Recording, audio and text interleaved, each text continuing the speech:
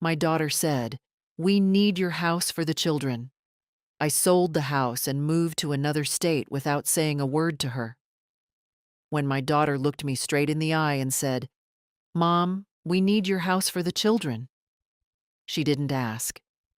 She declared it. Like my life here. 40 years of mornings with chamomile tea on this very porch, 40 years of Christmas roasts and burnt pecan pies, was already concluded. I was 66, not buried. But in that moment, the way she folded her arms and tilted her head, I understood something cold and metallic. She wasn't planning around me. She was planning past me. She stood in my kitchen, sunlight cutting through the lace curtains, illuminating the dust above my old oak table. Tessa always did that thing with her jaw when she believed she was being reasonable. "It just makes sense," she continued. "The kids need stability, more space. You don't use half the rooms anyway." I looked at her carefully. I've learned something in 66 years. People reveal themselves in the spaces between their sentences. And in those spaces, I saw impatience, calculation, ownership. "This is my house," I said quietly. "Of course it is," she replied too quickly. "But we're family." Family. That word felt heavier than my cast iron skillet. She started walking through the house while we spoke, touching the banister, glancing into the dining room like she was appraising square footage. Brent, her husband, followed her in silence, hands in pockets, pretending not to inspect the walls. He paused near the hallway closet where I keep my paperwork. I noticed. "You've got 3 bedrooms upstairs," Tessa continued. "The kids could each have one. We could convert the den. You could stay in the downstairs guest room. It would be easier for you anyway. Less stairs. Easier for me. I still climb those stairs every night without holding the railing." I walked over to the stove and turned down the simmering pot of lentil stew. The smell of thyme and bay leaf filled the room. I needed that familiar scent to ground me, because something was shifting in my own kitchen, and I could feel it like a draft under a closed door. "And what exactly are you asking me to do?" I said. She exchanged a look with Brent. "A quick one. Practiced. Just sign something simple," she said. "We'd transfer the house into our names. For legal reasons. It's just paperwork. You'd still live here." Just paperwork. At 66, I know the difference between paper and power. I didn't answer right away. Instead, I reached for the porcelain sugar bowl my late husband bought in Krakow during a business trip in 1989. It has a small crack along the rim. Imperfect, but still whole. I ran my thumb along that crack. Brent cleared his throat. "We're only thinking about the future." The future? Interesting how the future never seemed to include my voice. Tessa stepped closer. "Mom, you're not getting any younger." There it was. Not concern, not love, strategy. The house suddenly felt smaller, like the walls had leaned inward. I could see it now, the spare bedroom already mentally repainted, my study turned into a nursery, my cedar chest pushed into a corner somewhere because it didn't match. I looked at my daughter. Really looked at her.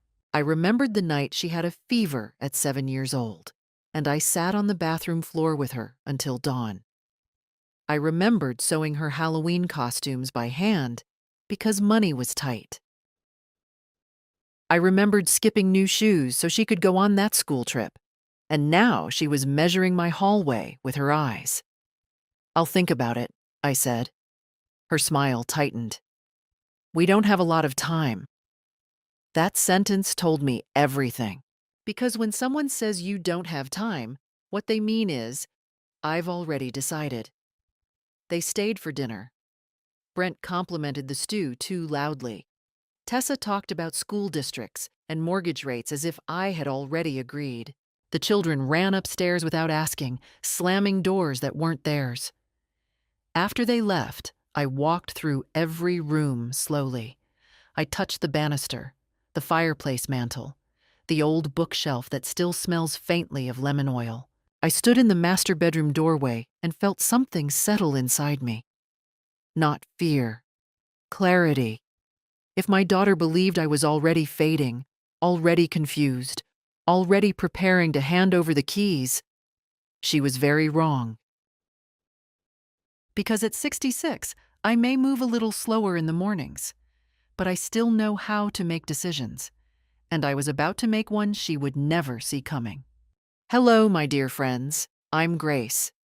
No one gets to erase you while you're still alive. If family plans your life without you, something's wrong. What would you do in Martha's place? Comment below. The next morning, I woke up before sunrise, as I always do. Habit is a stubborn companion.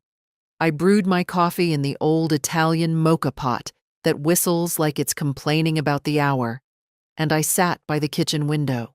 The maple tree in the yard was shedding early leaves, and for the first time in years, I wondered what this house looked like to someone who didn't love it. To Tessa, it was square footage. To Brent, it was leverage. By noon, they were back. No call, no warning, just the sound of tires on gravel and car doors slamming with purpose. I didn't rush to greet them. Tessa walked in carrying a tape measure. Brent followed with a tablet in his hand. The children darted past me again, already claiming territory upstairs. "We were in the neighborhood," she said, too brightly. "You don't bring a tape measure when you're just in the neighborhood." Brent crouched near the entryway and began measuring the width of the hall. "Just seeing if the sectional would fit," he muttered. "The sectional?" I asked. "The one we'd bring," Tessa clarified, stepping into the living room and turning slowly in a full circle. "This couch is a little dated. Dated. That couch held my husband's final nap before the hospital." I watched them move through my home like surveyors marking land for development. Brent snapped a photo of the staircase. Tessa opened the linen closet without asking. She even peeked into my study, the one room I keep locked when I leave. "Mom," she called, "why is this door locked?" "Because I locked it," I replied evenly. She laughed, but it wasn't amused. It was testing. At one point, I stepped into the hallway just in time to see Brent standing far too close to the small cabinet where I keep my documents. The drawer was slightly ajar. "Looking for something?" I asked. He straightened immediately. "Just admiring the craftsmanship." "That cabinet isn't craftsmanship. It's plain pine from a hardware store 20 years ago. They stayed for hours." Tessa began speaking as if arrangements were already confirmed. "We'd repaint this room. Soft sage for Lily. Maybe navy for Ethan. Kids need personality." Kids need personality. Apparently, grandmothers need relocation. At one point, Tessa stood beside me at the kitchen island. "You know this would actually take stress off you," she said quietly. "Managing a property like this alone at your age." I turned slowly toward her. "At my age?" She sighed. "Mom, don't be sensitive." Sensitive. That word hit differently than the others. It wasn't about space anymore. It was about competence, about rewriting the narrative. If I became sensitive, then I could become confused. And if I became confused, paperwork becomes easier. By late afternoon, they had mentally rearranged half the house. Brent even suggested knocking out part of the dining room wall to open up the layout. I pictured drywall dust floating over my late husband's framed war medals. "No," I said sharply. They both froze. "What?" Tessa asked. "No walls are being knocked down." She gave Brent a look, the kind couples share when they think someone is being irrational. The children came running downstairs, arguing over which upstairs bedroom had better light. Lily shouted, "Mom said this one will be mine." Will be, not might, not maybe. I felt something settle deeper inside me. Not panic, not anger, strategy. After they finally left, after Brent reminded me to think about the paperwork soon, I walked upstairs. The beds were rumpled. My quilt had been dragged halfway off. One of the closet doors stood open. It was subtle, but it was occupation. That evening, I did something I hadn't done in years. I took out a notebook. I wrote down the date, the time they arrived, the tape measure, the photos, the comment about my age, the mention of paperwork, the children being told rooms would be theirs. I wrote everything. Then I opened my study, pulled out the small metal lockbox, and checked its contents. Deed, insurance, bank statements, copies of everything important. Still there. For now. I closed the box and locked it again, but this time I slipped the key into a different pocket. Because if my daughter thought she could slowly blur the lines of ownership, softly, politely, under the disguise of family, she was underestimating a 66-year-old woman who had survived childbirth, bankruptcy, grief, and a decade of caring for a dying husband. I may not move as fast as I once did, but I was about to move carefully, and carefully can be far more dangerous. 3 days later, the realtor appeared. She arrived in a beige sedan that looked too clean for coincidence. I was trimming the rosemary bush near the porch when she walked up the path with a folder tucked under her arm and a smile so polished it reflected the sun. "Mrs. Keene?" she asked. "Yes. I'm Sandra.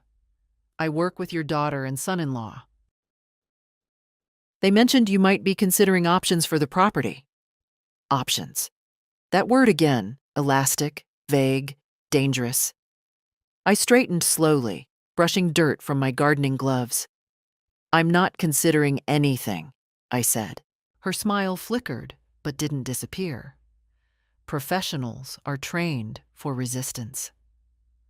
Of course. I just thought it might be helpful to provide a valuation. The market is very favorable right now. Family transfers are quite common. Family transfers.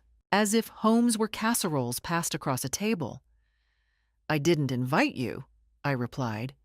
She shifted her weight. "Tessa said you were open to a conversation."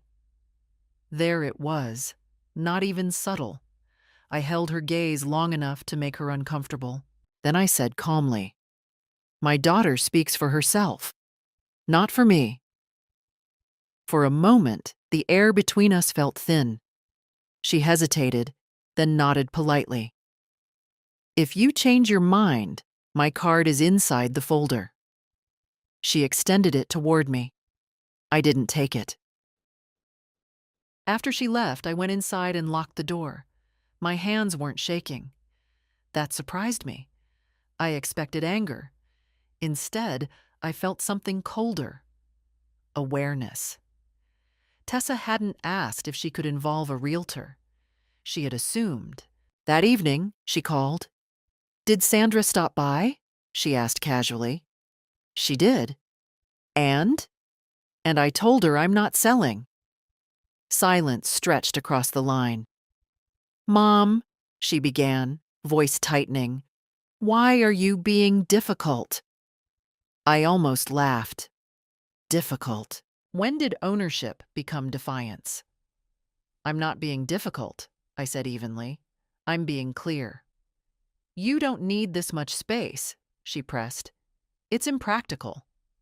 I managed just fine. That's not what I mean. But it was exactly what she meant. There's a tone children use when they believe their parents are declining. It's subtle, softened, almost sympathetic, and if you're not careful, it can seep into your own thinking. I refuse to let it. Tessa, I said, this house is not a community project. She exhaled sharply. You're making this harder than it has to be. No, I was making it visible. After we hung up, I walked into the hallway and looked at the walls differently. I imagined strangers touring the rooms. I imagined Brent negotiating. I imagined papers signed in quiet offices while I was told it was for my own good. Then I imagined something else. Choice, not theirs. Mine. The next afternoon, they came again, this time without tools, without smiles. Tessa stood in the living room with her arms crossed. Brent leaned against the doorway like he owned the frame. We need to talk seriously, she said. I'm listening. She stepped closer. You can't keep ignoring reality. At some point, you'll need help. Wouldn't it be better to handle this now while you're still capable? Capable. There it was. Not whispered. Not implied. Placed directly on the table. I held her eyes. Still capable of what? She faltered, just slightly, but I saw it. Managing things, she said. Which things? The house, finances, decisions. Brent cleared his throat. We're just thinking ahead. I walked to the cabinet and poured myself a glass of water. Slowly, deliberately. The sound of it filling the glass felt louder than usual. Then I turned around. I am 66 years old, I said. Not 96. I drive myself. I cook. I pay my bills. I climb my stairs. If you're concerned about my capabilities, perhaps you should examine your assumptions. Tessa's cheeks flushed. We're trying to help you. No, I said quietly. You're trying to reposition me. That word landed. Reposition. Because that's what this was. Not concern. Not love. Logistics. For the first time since this started, I saw frustration crack her composure. You're being paranoid, she snapped. Interesting. When a woman protects her autonomy, she becomes paranoid. When others circle her assets, they are practical. Brent stepped in. No one is circling anything. But he didn't deny the paperwork. He didn't deny the realtor. He didn't deny measuring my hallway. They left abruptly that evening. No stew, no polite small talk. As their car disappeared down the road, I stood on the porch longer than necessary. The sky was turning that peculiar shade of lavender just before dusk. I inhaled slowly. Something had shifted. The mask had slipped. They were no longer pretending this was a gentle suggestion, and I was no longer pretending I didn't see the strategy. If they wanted to escalate, I would be ready. The isolation began so quietly, I almost admired the precision. That Saturday, I was supposed to go to my book club. We meet once a month, 6 women between 60 and 78, rotating houses, drinking strong coffee and arguing about novels like it's competitive sport. This month, it was my turn to host. At 10 in the morning, I called Tessa. She had promised earlier in the week to pick up the lemon tarts from a bakery downtown, the ones dusted with powdered sugar and just a hint of cardamom. She didn't answer. At 11, still nothing. At noon, my guests started arriving. No tarts, no Tessa, no explanation. I texted her. Sorry, Mom. Totally forgot. Things are hectic. Forgot. She never forgets anything that benefits her. We managed without dessert. Clara brought biscotti. Naomi arrived with figs from her garden. But I noticed something else. Two of them asked gently if I was doing all right. They said Tessa had mentioned I'd been a bit overwhelmed lately. Overwhelmed. I smiled. I'm perfectly fine. But the seed had been planted. Later that afternoon, I checked my voicemail. One message from a clinic confirming an appointment I had never scheduled. When I called back, the receptionist sounded confused. Your daughter booked a general cognitive assessment for you. Just routine. Routine. No one schedules a cognitive assessment for a healthy 66-year-old without a reason, unless the reason is documentation. That evening, Tessa came by alone. No tape measure, no Brent. Just her. She walked into the kitchen and sat down heavily. You embarrassed me today, she said, by hosting my book club, by acting like everything is fine when it's not. I leaned against the counter. What exactly isn't fine? She exhaled dramatically. Mom, people are starting to notice. Notice what? That you forget things, that you get defensive. I stared at her. I didn't forget anything, I said slowly. You forgot the appointment, she replied. The one I didn't schedule? She hesitated. Only a fraction of a second, but I saw it. I was trying to help, she insisted. If we get ahead of this now, it'll be easier later. Ahead of what? Decline or control? Then she said something that shifted the air entirely. Brent has a friend who's a doctor. He can evaluate you, just to make sure you're still legally sound. Legally sound. The phrasing was surgical. My chest tightened, not with fear, but with clarity so sharp it almost hurt. They weren't just planning to move into my house. They were building a case. I walked to the pantry and took down a jar of apricot preserves I made last summer. I needed something ordinary in my hands, something sweet. I am not seeing any doctor you arrange, I said calmly. Her eyes narrowed. Why are you resisting everything? Because resistance is the only thing standing between me and erasure. I'm not resisting, I replied. I'm declining. She stood up abruptly. You're being stubborn. No, I said quietly. I'm being cautious. She shook her head. You don't even realize how hard you're making this. That sentence lingered. Making what hard?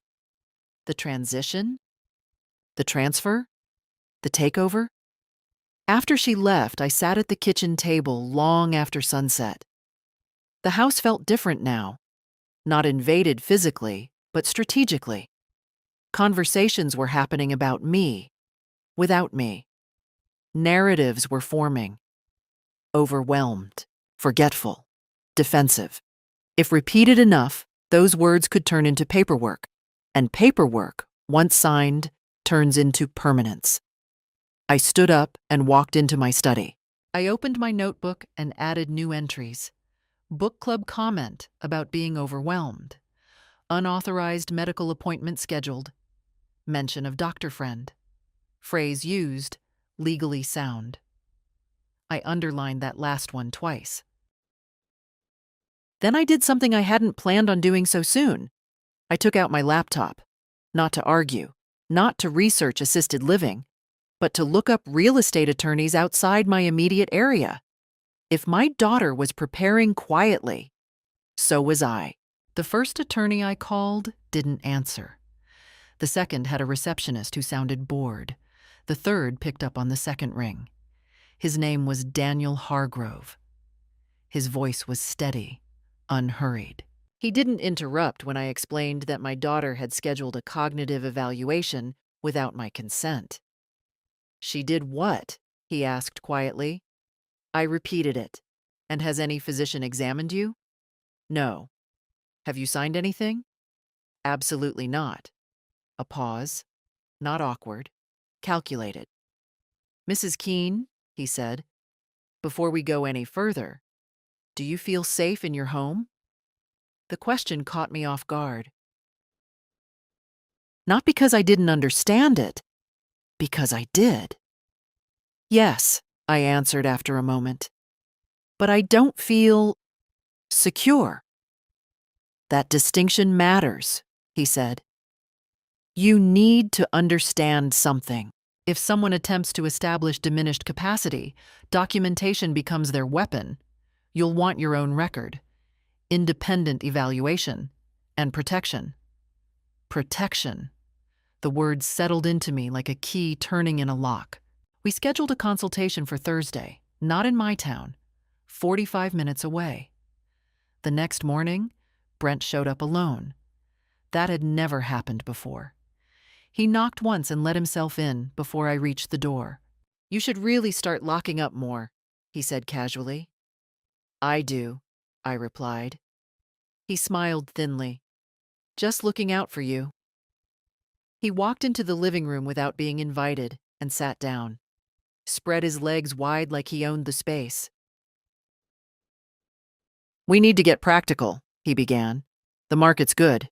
Interest rates are decent. It would be foolish to wait." "For whom?" I asked. "For everyone." I folded my hands in my lap. "I didn't realize my house was a community asset." He chuckled. "Come on, we're family." Family again. Then he leaned forward slightly. His voice dropped.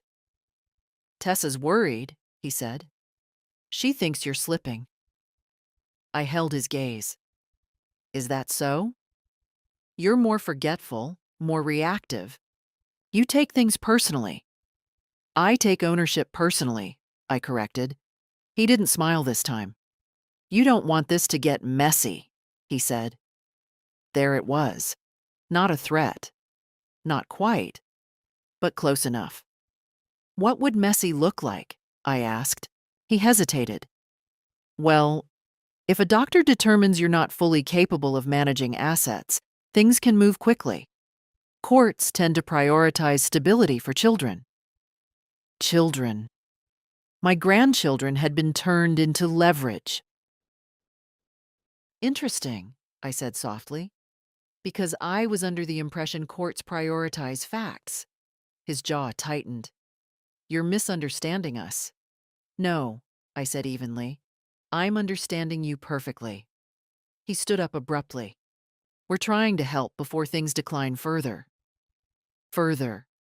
Decline implies progression, a condition, a slide. He wanted me to absorb that narrative. Instead, I stood as well. "I have a medical checkup next week," I lied smoothly. "With my own physician." That made him pause. "I didn't know about that," he said. "You don't know about a great many things." The silence stretched. Then he nodded once. "We'll see what the doctor says." And he left. As soon as the door closed, I exhaled slowly. They were accelerating, which meant I had to move faster than I intended. Thursday came. I drove myself to Daniel Hargrove's office in a small neighboring city that smelled faintly of roasted coffee and printer toner. His office was modest.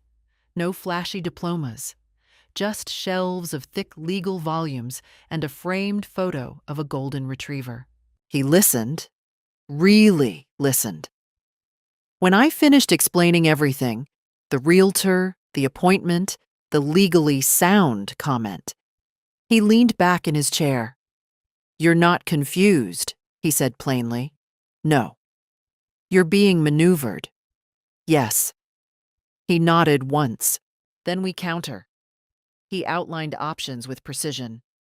Revocable trusts, power of attorney restrictions, protective filings. And then he mentioned something else. "You could sell," he said calmly. "On your terms." Quietly. The idea slid into the room like a draft. Sell. Not to them, to someone else. If you sell before any legal claim of incapacity is even initiated, he continued, there's nothing to contest. The asset is gone. The leverage disappears. Gone. Leverage disappears. I felt my pulse in my fingertips. Would that look extreme? I asked. Only to people who expected control. The room went quiet. For the first time since this started, I felt something close to anticipation. Not fear, not anger, agency. If they wanted to build a case, I could dismantle the board entirely. I left his office with a folder tucked into my purse and a decision forming like a storm cloud on the horizon. I wasn't going to wait for them to prove I was incapable. I was going to prove I was decisive. And decisive women rarely ask permission. I didn't tell Tessa about the consultation. I didn't argue. I didn't escalate. I did something far more unsettling. I became agreeable. When she called 2 days later and asked if I'd thought more about being practical, I softened my voice. I have, I said. A pause. She hadn't expected that. And? She asked carefully. I understand your concerns, I replied. Maybe we should look at options. Silence. Then relief, almost audible through the phone. That's all I wanted, Mom, she said quickly. Just openness. Openness. Interesting word for someone who had scheduled a cognitive evaluation behind my back. That Sunday, they came over again. Brent carried pastries from a trendy bakery, croissants filled with pistachio cream and something dusted in edible gold flakes, as if sugar could smooth strategy. Tessa hugged me a little too tightly. We can do this the easy way, she said. The easy way. I served tea in my jade teapot, the one my sister sent from Vancouver 20 years ago. I poured slowly, calm hands, measured movements. What does the easy way look like? I asked. Brent jumped in. We list the house under a family transition agreement. You stay here. We gradually take over maintenance and finances. Everyone wins. Everyone wins, except the person signing away ownership. I would need to review anything carefully, I said. With counsel. That word landed. Counsel? Tessa repeated. Yes, independent. Brent leaned back. You don't trust us? Trust is not blind. It is earned. I trust paperwork more than promises, I replied. Tessa's smile tightened, but she nodded. Fine, if it makes you comfortable. Comfortable. They thought I was negotiating terms. I was calculating timing. The following Tuesday, I met Daniel again. We moved quickly, faster than even I expected. He connected me with a discreet agent who specialized in private sales. No public listing, no sign in the yard. Qualified buyers only. The key, Daniel said, is silence. Silence I could manage. Within 48 hours, the agent toured the house while Tessa was at work. I told her I was having a deep clean done. Technically not a lie. The agent walked through with professional detachment, noting hardwood floors, crown molding, the small sunroom off the kitchen. It will sell fast, she said. I nodded. Good. By Thursday, there was an offer. Cash. Quick close. I stood in my study holding the preliminary paperwork, and for the first time since this began, my hands trembled. Not from fear, but from magnitude. Selling the house wasn't just a transaction. It was a severing. But then I pictured Brent measuring my hallway. I pictured Tessa calling me not legally sound. And the tremor stopped. That evening, Tessa stopped by unannounced again. She walked in, scanned the room, then frowned. Did you move things? She asked. Yes. Why? I felt like it. She studied me carefully, like she was searching for signs of instability. "You seem different," she said. "I am." She laughed lightly, but there was tension under it. "Mom, we just want clarity." "Clarity. Then let me be clear," I said evenly. "No one is adding their name to this house." Her expression shifted. "That's not what we discussed." "We discussed possibilities," I corrected. "I'm still considering mine." Her eyes hardened. "You're making a mistake." "No," I said quietly. "I'm preventing one." For a moment, the air felt electric, charged, like the second before a storm cracks open. "You don't understand how serious this is," she said. I held her gaze. "Oh, I understand perfectly." She left without another word. As soon as the door closed, I locked it. Then I walked upstairs and opened the closet in the master bedroom. I took out one suitcase, just one. I placed it on the bed and unzipped it slowly. I wasn't packing yet, but I was measuring, and this time it was my turn. The dinner was her idea. "Let's just sit down and talk like a family," Tessa had said over the phone, her tone carefully neutral. "No pressure, no paperwork." No paperwork. That was almost amusing. She insisted on hosting this time. Brent's idea, I suspect. Neutral ground. Control the environment. When I walked into their house that Friday evening, the table was already set. Linen napkins, polished cutlery, candles burning low. The children were unusually quiet. Lily hugged me, but even she seemed to sense something rehearsed in the air. Brent poured wine before I sat down. "We're glad you came," he said. I smiled politely. I was invited. Dinner began with harmless topics: school updates, soccer practice, a neighbor's new pergola. Tessa kept refilling my glass, too attentive, too measured. Halfway through the meal, Brent cleared his throat. "Let's just put everything on the table," he said. There it was. Tessa reached beside her chair and lifted a slim folder onto the dining table. She slid it across the polished wood toward me. The candles flickered as it moved.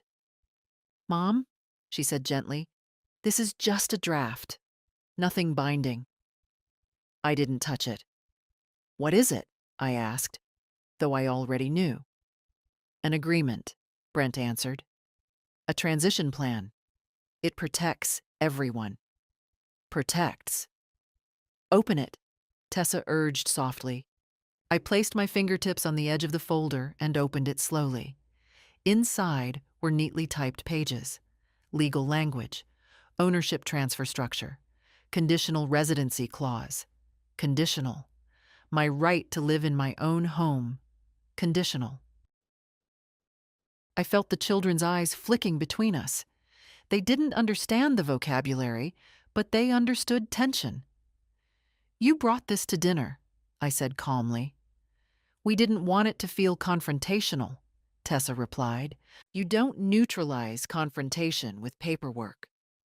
"You said no paperwork," I reminded her. "This isn't pressure," Brent insisted. "It's planning." I turned a page deliberately. There it was, a line referencing capacity affirmation, a clause allowing financial oversight in the event of decline. Decline again. I closed the folder gently. "No," I said. The word landed heavier than I expected. Tessa blinked. "No. What?" "No to this. No to any version of this." Her composure cracked. "You didn't even consider it." "I considered it before I walked in." Brent leaned forward. "You're being unreasonable." "Am I?" Tessa's voice sharpened. "We are trying to build stability for our children."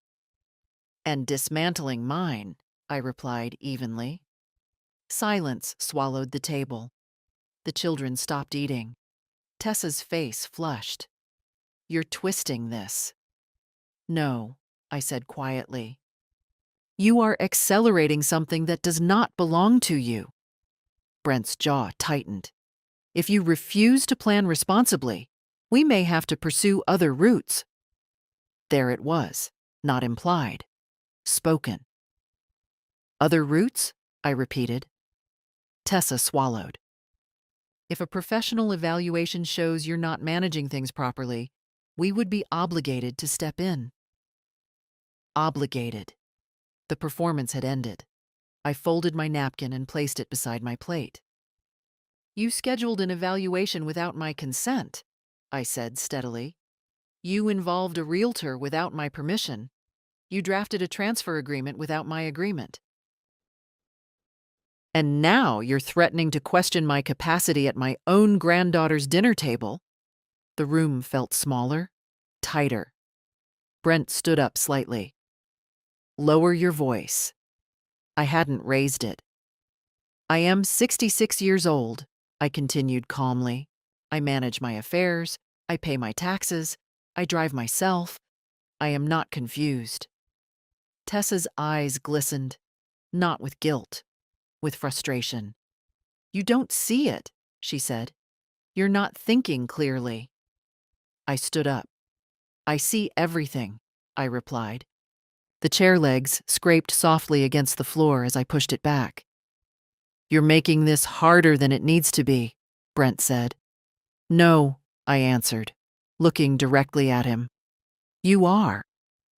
I picked up my coat. No shouting, no theatrics. Just finality. As I walked toward the door, Tessa's voice followed me. "If you don't cooperate, we will have no choice."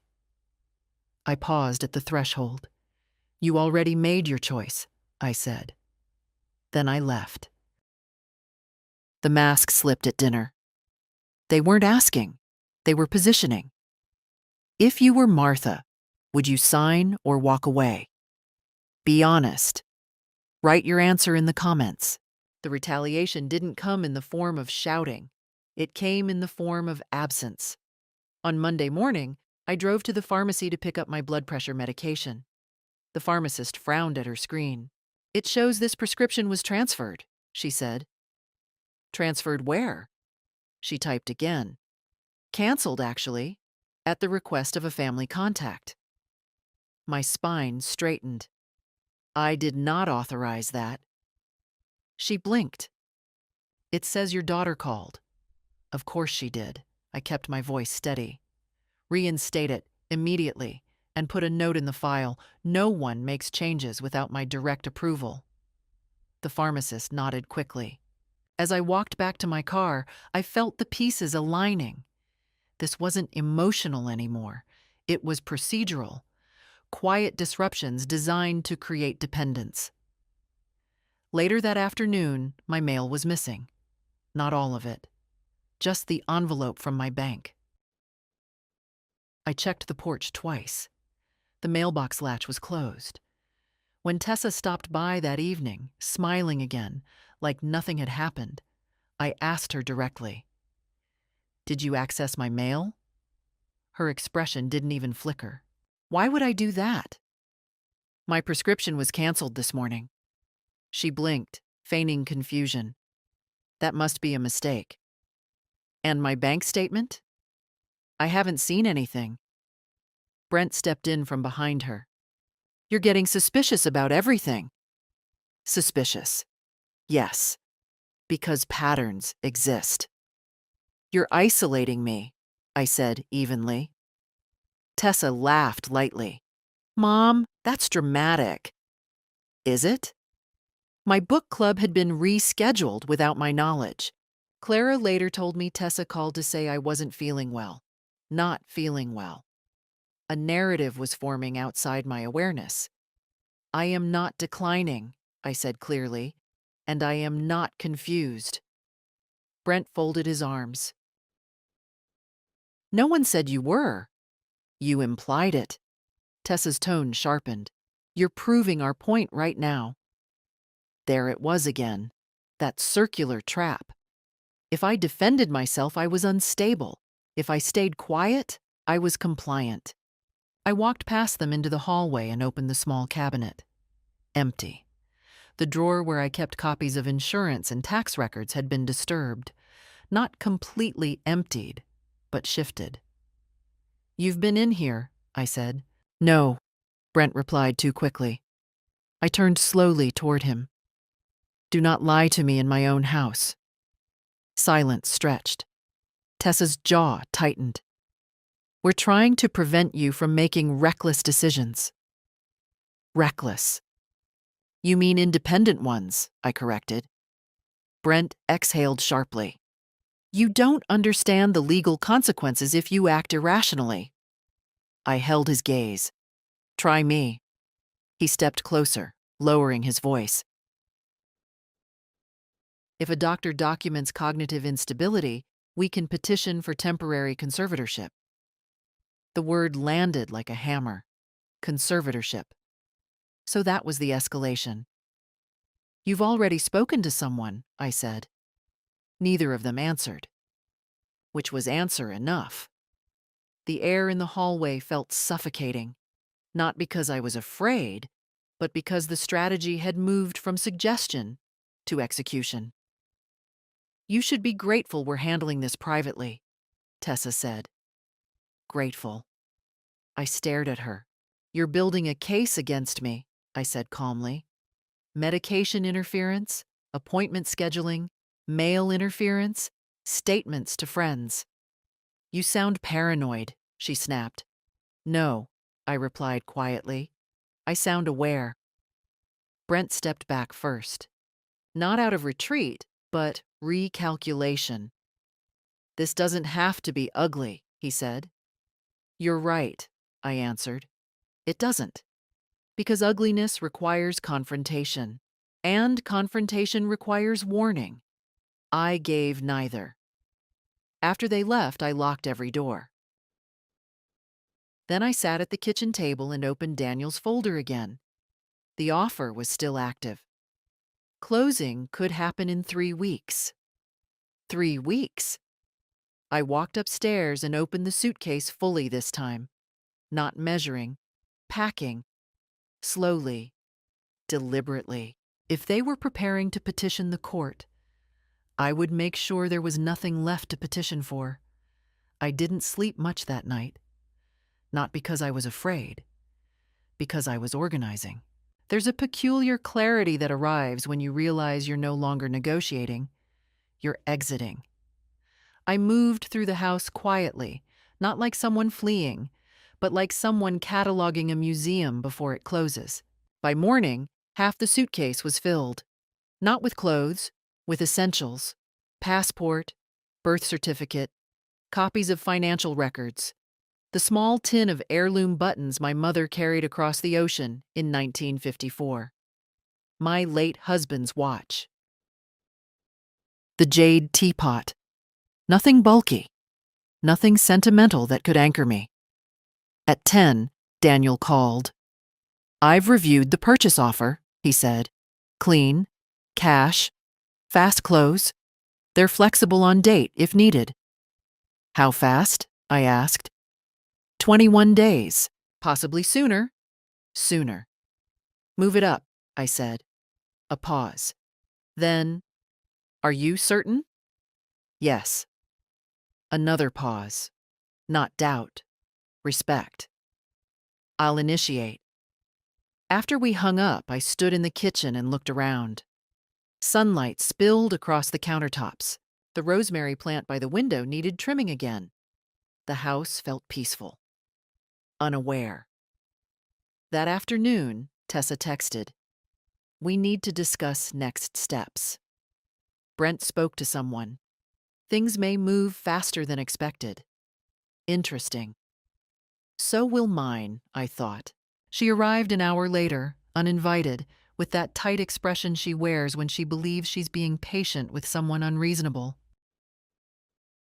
"We've been advised," she began, before she even sat down, "that if you continue to resist a cooperative transition, We'll have to consider formal evaluation. Formal? I repeated. Yes, court recognized. I nodded slowly. And what evidence would you present? Her eyes flickered. Behavioral changes, paranoia, hostility, financial mismanagement risk. Hostility? Because I refused to sign. You canceled my prescription, I said evenly. That was a pharmacy error. You scheduled a cognitive test. You needed reassurance. You accessed my documents. Silence. Brent stepped forward from behind her. This is exactly the defensive pattern we're talking about. I felt something settle inside me then. Not anger, not even hurt. Distance. You've already decided I'm incompetent, I said calmly. You're just looking for paperwork to match the narrative. Tessa's voice rose slightly. We're protecting our children's future. At the expense of mine? She didn't answer, because the answer was yes. Brent folded his arms. If this goes to court, it will be public, stressful, expensive. You don't want that. No, I didn't, which is why I wasn't going to give them the opportunity. I stood up slowly and walked to the sink. I rinsed a teacup that wasn't dirty. The ordinary motion steadied me. Let me ask you something, I said, without turning around. If I sold the house tomorrow, what exactly would you contest? The room went still. Tessa's voice sharpened. Sold it? To who?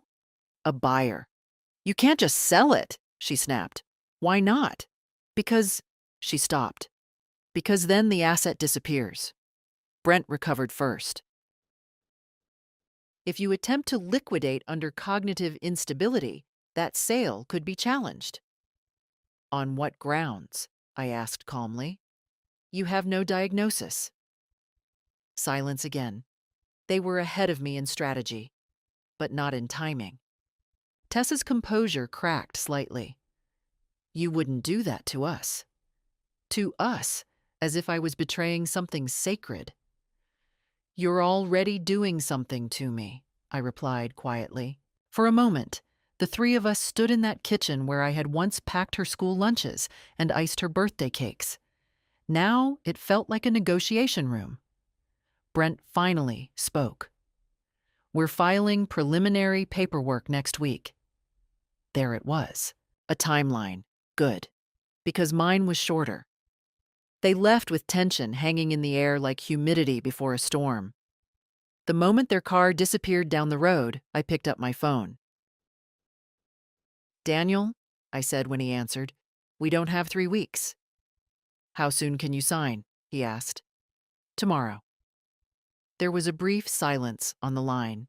Then, I'll prepare everything. I hung up and walked upstairs. The suitcase was no longer symbolic. It was necessary, because by the time they realized what I had done, there would be nothing left to take. I signed at 9:40 in the morning. The conference room smelled faintly of lemon disinfectant and burnt coffee. The buyer, a quiet couple in their early 40s, sat across from me, speaking in low, respectful tones. They didn't know my story. To them, this was a transaction. To me, it was an extraction. Daniel placed each document in front of me one at a time. He didn't rush. He didn't dramatize. He simply indicated where to sign. Deed transfer, settlement statement, title confirmation. With every stroke of my pen, something untangled inside my chest. At 10:12 a.m., the house was no longer mine. At 10:14, the funds were wired. At 10:16, leverage evaporated. Would you like a moment? Daniel asked quietly. I shook my head. No, I'd like efficiency. He gave a small nod. We had already arranged temporary housing 2 states away. A modest 1-bedroom apartment in a desert town with more sky than buildings. Quiet. Anonymous. paid in full for a year in advance. By noon, I was back at the house. Technically, no longer mine, but still empty. The buyers had agreed to allow me 48 hours before possession. Professional courtesy. They were renovating before moving in. I walked through each room slowly, not to mourn, but to inventory memory. The hallway still carried faint traces of cedar. The kitchen tile had a small chip near the stove. The upstairs bedroom window stuck slightly when humidity rose. I touched nothing twice. The suitcase sat by the door now, full, zipped. I left behind the couch. Brent called dated. The dining table where Tessa tried to slide papers across wood grain. The hallway, he measured. I kept only what fit into the trunk of my car. At 3:17 p.m., my phone buzzed. Tessa. I let it ring once, twice, then answered. "We filed," she said without greeting. "Preliminary petition. The court date will be scheduled soon." "I see," I replied calmly. "You forced this," she added. "No," I said. "You did." There was silence on the line. "You need to come by tonight," she continued. "We have to review financial exposure." Financial exposure. "That won't be necessary," I said. "What do you mean?" "I mean," I replied evenly, "there is no property to evaluate." A pause. "What are you talking about?" "I sold the house this morning."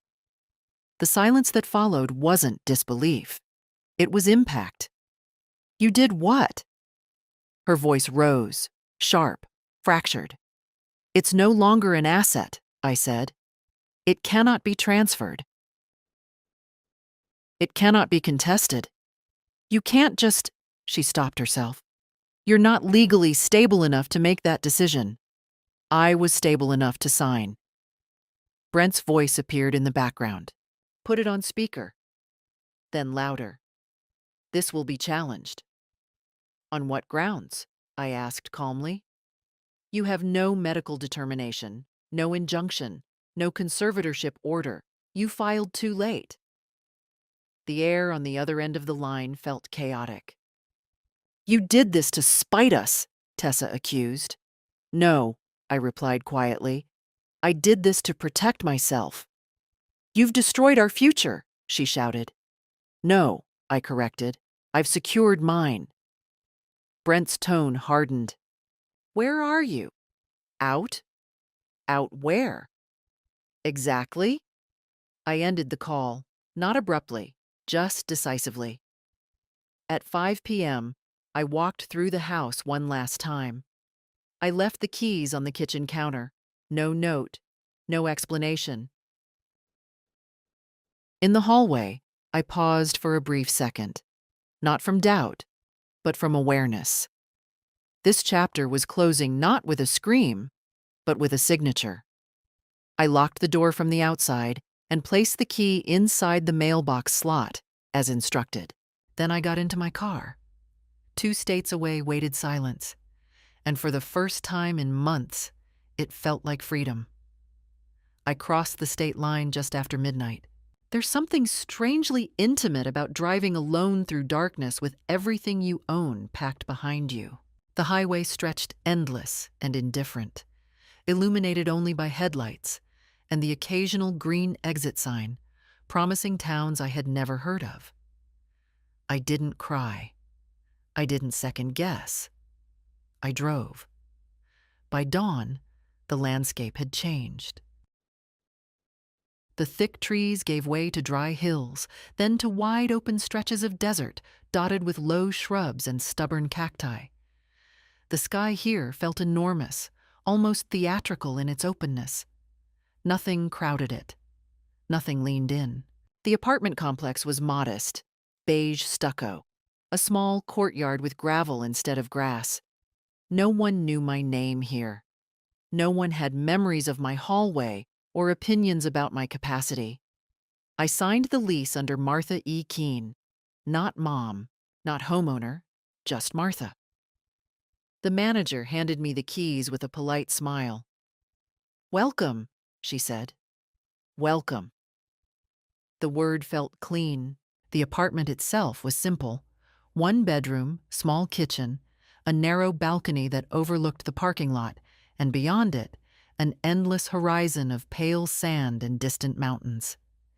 Inside, the air smelled faintly of fresh paint and dust. I placed my suitcase on the floor and stood still. Silence. No footsteps overhead. No sudden door openings. No conversations about me happening in the next room. Just quiet. I unpacked deliberately. The jade teapot went on the kitchen shelf. My husband's watch inside the nightstand drawer. The tin of buttons on the dresser. I hung 5 blouses in the closet. 5. That was enough. Around noon, my phone vibrated. I knew who it was before I looked. Tessa. I let it ring once. Twice. Then I answered. "Where are you?" she demanded. No greeting. "Safe," I replied. "You think this is funny?" Her voice was strained, tight with fury and something else. Panic. "I don't find it amusing," I said calmly. "You blindsided us. The buyers changed the locks. We went to the house this morning. It was no longer my house. You filed your petition too late," I said. "You manipulated the timing." "No," I corrected. "I understood it." Brent's voice came through faintly in the background. "Tell her we're contesting." "We're contesting the sale," Tessa said sharply. "You were under stress. That can invalidate decisions." I walked onto the balcony and looked at the sky. The sun was brutal and bright, unapologetic. "Stress does not equal incapacity," I replied. "You ran away." "No," I said evenly. "I relocated." There was a long pause. "Where are you staying?" she pressed. "That's not information you need." "We're your family." Family. The word no longer carried weight. "You attempted to remove my autonomy," I said quietly. "You attempted to cancel my medication. You attempted to schedule medical evaluations without consent. That is not protection."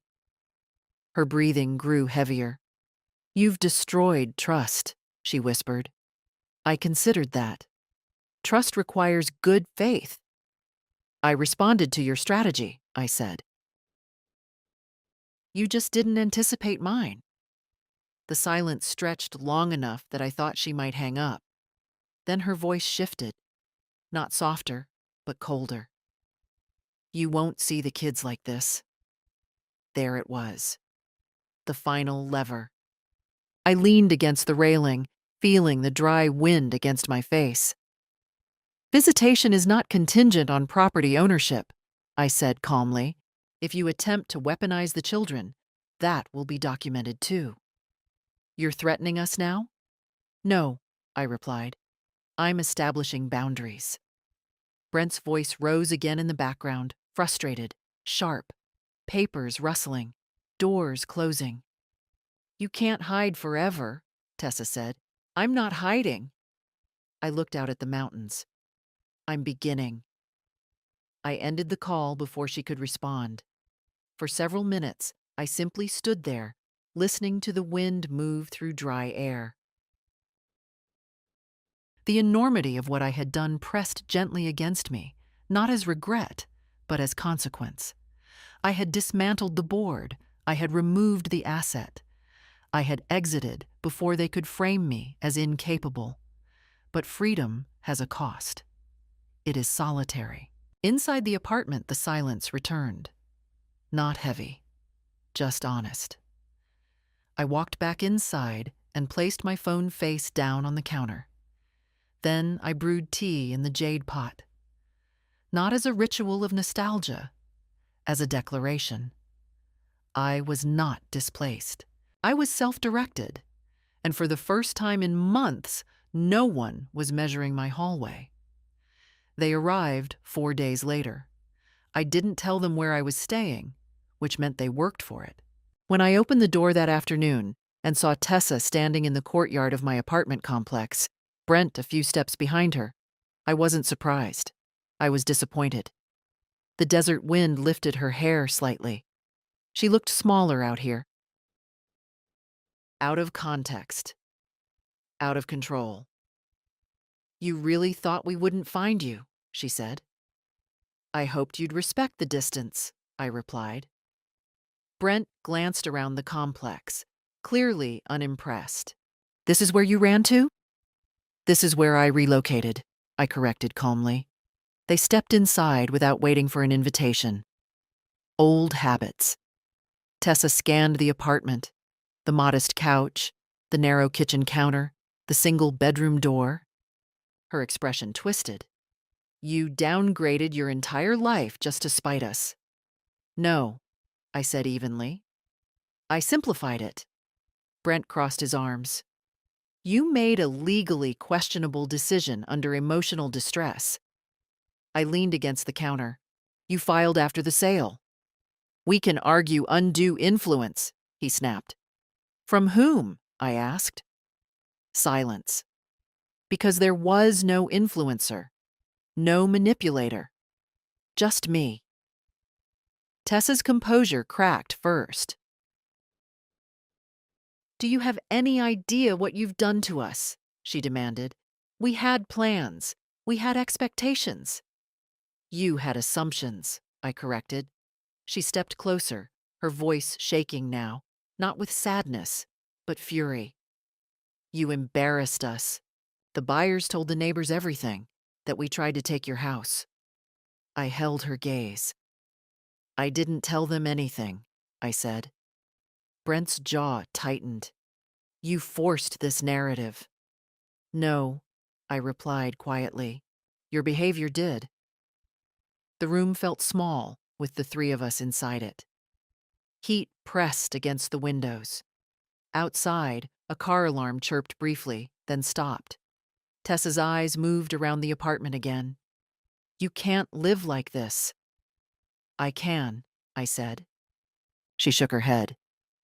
"This isn't stability. It's autonomy." Brent pulled a folded document from his pocket and placed it on the small kitchen counter. "We withdrew the petition," he said stiffly. That made me pause. "You what?" "There's no asset left to protect," he replied. "The court clerk said it would be difficult to justify." Difficult, not impossible, but inconvenient. Tessa's shoulders slumped slightly. "You didn't have to go nuclear," she whispered. Nuclear. Interesting word for self-defense. "You scheduled medical evaluations without consent," I reminded her. "You canceled prescriptions. You prepared conservatorship paperwork." "We were scared," she snapped. "Of what?" She hesitated. "Of losing control," I said softly. The words landed harder than any accusation. Brent looked away first. For a long moment, none of us spoke. The desert sun cast harsh light across the tile floor. There was no familiar hallway here. No staircase to measure. Just walls that belonged only to me. Tessa's voice finally dropped lower. "You could have just talked to us." "I did," I said. "You didn't listen." Her eyes filled, not dramatically, but with frustration that had nowhere to go. "You destroyed trust," she repeated. "Trust again." "I protected myself," I replied. "Those are not the same thing." She looked around one last time, as if searching for some hidden sign that I would reverse everything, that I would apologize, that I would offer compromise. I didn't, because compromise requires mutual respect. And respect had been the first thing removed from my own kitchen. Brent cleared his throat. "What now?" "Now." Such a simple word. "Now," I said calmly, "you go home." Tessa stared at me.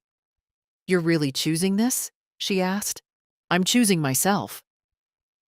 Silence filled the apartment like a held breath. Then she turned toward the door. Brent followed. At the threshold, she paused, but didn't face me. You're not the victim in this, she said quietly. I considered that carefully. I never claimed to be, I replied. They left without slamming the door. Just like that. I stood alone again in the small apartment with the enormous sky outside. My phone remained silent. No petition, no court date, no leverage, only consequence. They came thinking they still had power, but the paperwork was already done. Standing there in that small apartment, what would you feel? Relief or regret? Tell me below. The next morning, I woke before sunrise out of habit, not anxiety. For the first time in months, there was no heaviness in my chest, no anticipation of an argument, no rehearsing of responses before my feet touched the floor. Just quiet. I made coffee and stepped onto the narrow balcony. The desert air was cool at that hour, almost gentle. The mountains in the distance looked like folded paper under the pale sky. My phone had no missed calls, no threats, no demands. That was new. I spent the morning unpacking the last of what I had brought. Not much remained. A framed photo of Tessa at 8 years old in a crooked ballet costume. I hesitated before placing it on the shelf. For a moment, I considered putting it back into the suitcase. Instead, I set it upright. Memory doesn't vanish just because power shifts. Around noon, Daniel called. They've formally withdrawn the petition, he confirmed. No pending actions? And the sale? I asked. Legally solid, he replied. They would have had no standing. You acted before any capacity motion was granted. Timing. Everything had come down to timing. Thank you, I said. You didn't need saving, he replied calmly. You needed strategy. After we hung up, I walked to the small community bulletin board near the leasing office. Flyers overlapped one another. Yoga classes, book swaps, a notice for a local bookstore hiring part-time help. The bookstore caught my eye. It wasn't glamorous. It wasn't lucrative. But it felt peaceful. I called the number listed. By 3 p.m, I was standing inside a narrow shop that smelled of paper and dust.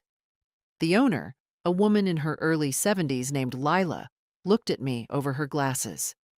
Experience? She asked. I've lived long enough to recommend good stories, I replied. She smiled. You available mornings? Yes, she nodded once. Start Monday. Just like that. No evaluation, no documentation, no one questioning my stability. That evening, my phone buzzed again. Tessa. I considered ignoring it. I answered instead. Her voice was different, not soft, not warm, but not sharp either. The petition is withdrawn, she said. I know. Silence. We overreacted, she added. That word was insufficient, but it was something. You escalated, I corrected. Another pause. We thought you were slipping, she admitted. And if I had been? I asked quietly. She didn't answer immediately. Then we would have needed to step in, she said finally. Step in, I repeated. Or step over. The silence that followed carried more honesty than any previous argument. I didn't think you'd go this far, she said. You didn't think I could, I replied. There was no shouting now, no ultimatums, just distance. Are you okay? She asked, almost reluctantly. Yes. Where are you working? She pressed. That's not relevant, I said gently. She exhaled. You've changed. No, I replied. I stopped accommodating. Another silence. "You're still their grandmother," she said finally. "I know." The call ended without resolution. No reconciliation, no dramatic apology. Just acknowledgement. That night, I stood again on the balcony as the sun dissolved into red and gold across the horizon. The desert cooled quickly once darkness settled. Freedom isn't loud. It doesn't celebrate. It simply exists. I had a smaller apartment, fewer belongings, no staircase to climb. But I had something I nearly lost: authority over my own life. And that, at 66, is not a downgrade. It is reclamation. Work began on Monday at 9. The bookstore was narrower than it first appeared, shelves rising almost to the ceiling, old wooden ladders on wheels tucked into corners. The sign above the door read, "Second Chapter Books." I liked that. Second chapter. Lila handed me a simple apron and pointed toward the register. "People don't just buy books," she said. "They confess things while holding them." She wasn't wrong. By mid-morning, I had already heard about a divorce, a retirement party, and a grandson who refused to visit his grandmother because she asked too many questions. I smiled at that last one. "Questions are how we stay present," I told the woman gently. She nodded, thoughtful. The rhythm of the store settled into me quickly. Alphabetizing, dusting spines, recommending novels based on vague descriptions like something strong, but not depressing. I moved easily, steadily. No one questioned my balance when I climbed the ladder. No one watched for confusion in my eyes. At lunch, I sat in the small back room with a container of lentil stew I'd made the night before. Same recipe as always: thyme and bay leaf. The scent grounded me. Familiar, but no longer tied to a contested kitchen. My phone buzzed only once. A photo. Tessa had sent it without a caption. The grandchildren standing in front of what used to be my house. The new owners had repainted the door. Blue now, not red. I studied the image carefully. There was no message accusing me, no guilt woven into words, just the image. I typed back a single sentence. "They look healthy." 3 dots appeared almost immediately, then disappeared, then returned. "They miss you." I didn't respond right away. Missing someone is not the same as respecting them. That evening, after closing the shop, I walked through the town square. Small, quiet, a diner with flickering neon, a hardware store that smelled of sawdust and oil. People nodded as they passed. No one knew my history. Anonymity is a form of relief. Later in my apartment, I opened the small metal tin of buttons and spread them across the table. Different colors, different eras. My mother kept them, "in case something tears," she used to say. It occurred to me that not everything torn needs to be mended. Sometimes you cut the fabric differently. The following Saturday, the children called me directly, not Tessa. Lily's voice came first. "Grandma, why did you move so far?" I inhaled slowly. Honesty matters, but so does proportion. "I wanted a new adventure," I said. "Did Mom make you?" she asked quietly. Children see more than adults admit. "No," I replied gently. "Grandma makes her own choices." There was a pause. Then Ethan's voice chimed in. "Mom says you're stubborn." I smiled faintly. "Sometimes stubborn means strong," I answered. They laughed. The sound carried through the phone like something unbroken. After we hung up, I sat in silence for a long time. I did not regret selling the house. I did not regret relocating. But I understood now that consequences echo in subtle ways. Freedom creates space. Space creates distance. And distance reveals truth. 3 weeks into my new life, I received a letter, handwritten, not from Tessa, from Brent. Short, direct. We miscalculated. That's on us. You moved faster than we anticipated. I hope we can reset at some point. No apology, but acknowledgement. That mattered.